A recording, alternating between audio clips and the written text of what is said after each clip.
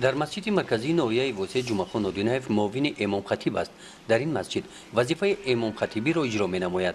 جمعه با استفاده از کتاب مقدس چنانه که اسلام می‌فرماید در برآمدهایش نزد نمازگزاران آدمان را با راه راست، انصاف و عدالت دعوت می‌نماید.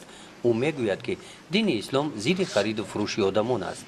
در دین مبین اسلام فروختن انسان حرام است و این عقد با اجماع تمام علمای برجسته عالم اسلام باطل هست. مثال یک شخصی اگر یک شخص آزاد را اگر تجارت کند، این بیع را، این خرید و فروش را تمام مقصد مجتهدین و علمای برجسته عالم اسلام باطل میدونند. بین هیچ فرقه از فرق اسلامی در این مسئله اختلاف نیست و حتی این مطلب را هم ابن حجر اسقلانی در کتاب فتح الباری خیش ذکر کرده است که اجماع هست در همین مسئله، بین هیچ مقصد علما و مجتهدین بزرگ عالم اسلام اختلاف نیست.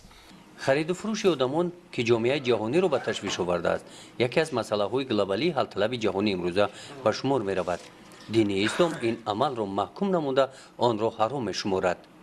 امام بخاری رحمة الله علیه در کتاب صحیح خیش از حضرت ابو هریره راویش هست، بعدا از پیامبر صلی الله علیه و سلم روایت میکنند و پیامبر از الله روایت میکنند.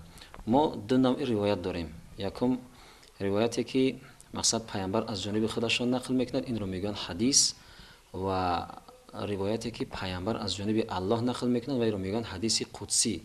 حدیث یعنی که حدیثی که منسوب به ذات پاک است، یعنی که متنش از جانب الله متعال است. در این حدیث پیامبر میفرماید که الله گفت که ثلاثه انا خصمهم یوم القیامت، سه گروه هست که من روز قیامت خصم آنها هستم. مراد از خصم یعنی که من دشمن آنها هستم، یا اینکه من با آنها نزاع میکنم روز قیامت. یعنی سه فرده که آنها جنایت‌های خیلی وزنین مرتکب میشوند. از همین سه گروه یکی از آنها کیست؟ رجل باع حرا فاکل ثمنه، مردی که یک شخص آزاد را میفروشد، بعدا پول وی را مورد استفاده خیش قرار میتید. یعنی که در اینجا پروردگار گفته است که من دشمن وی هستم و هر کسی را که پروردگار خصمش شود روز قیامت حتما وی را مجازات میکند و پروردگار عادل است، نسبت هیچ شخص ظلم نمیکند. پس کسی که ایمانی به الله دارد و ایمانی به روز قیامت دارد و ایمانی به قرآن دارد و خود را مسلمان میشمارد، هرگز در این جنایت وزنین و سنگین دست نمیزند. و حتی یک سخن زیبای از ابن جوزی داریم که یکی از محدثین برجسته عالم اسلام هستند. حضرت میفرمایند که الحر عبدالله، یعنی انسان آزاد بنده الله هست. یعنی که انسانی که آزاد هست و بنده و غلام هیچ کس نیست و هیچ کس حق ندارد وی را مقصد به حیث غلام استفاده برد. وی فقط و فقط بنده الله هست. فمن جنى علیه، هر کسی که در حق و یک جنایتی را مرتکب شود، در حقش ظلم کند، ستم کند، یا که وی را فروشد، خب این بدترین ظلم در حق یک شخصیت است. گفت که فخصمه مولاه، انتقام همه بنده مظلومه صاحبش میگیرد از همه ظالم. صاحب وی کیست؟ الله متعال که رب عالمیان است. از این لحاظ خب اسلام عزیز ما قاچاق انسان را، فروش انسان را محکوم میکند و این عمل را عمل نامشروع میداند و این عمل را حرام حکم کرده است. و کسانی که آنها ایمان دارند و اهل دیانت هستند و علاوه خصوص آنها خود را انسان میشمارند، هیچ وقت نباید در چنین جنایت سنگین دست زنند. برای اجرای وظیفه امام خطیبی جمعه پول نمیگیرد و پول هم طلب ندارد.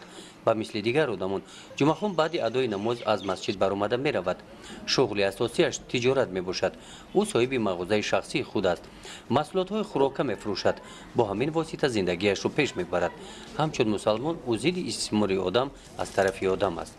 اسلام عزیز ما آمده است تا اینکه بردگی را از دوش مردم بردارد، نه اینکه مردم رو برده دیگران کند. چون اینکه شما متذکر شدید، بله انسانی که در ماه مبارک رمضان اگر یک روز را قصدن خورد، در ذمه وی آزاد کردن یک برده وجب می شود کفارتش. یکی مثال دو کفارت دیگر هم دارد، یکتش همین است. یکی یک انسان یک شخصی را به خطا به قتل می رساند. خب اینجا در مقصد باید وی خونبه ها پرداخت کنه برای همو وارثین مقتول و باز یک غلام دیگر را باید آزاد کنه. ببینید یا که مثلا یک انسان سوگن یاد میکند که من فلان کار را انجام نمیتیم، بعدا در همون کار دست میزند. خب وای به نام الله سوگند یاد کرده است، بگیم حرمت نام الله رو شکسته است. اسلام در اینجا میگوید که کفارت وای چی است؟ یک برده را آزاد کردن. پس از این برمیآید که اسلام ضد بردگی است و اسلام آمده است تا اینکه بردگی را از دوش دیگرها بردارد، نه اینکه دیگرها را اجازه دهد که دیگرها را مثلا برده خود کنند، از اونها سوء استفاده کنند.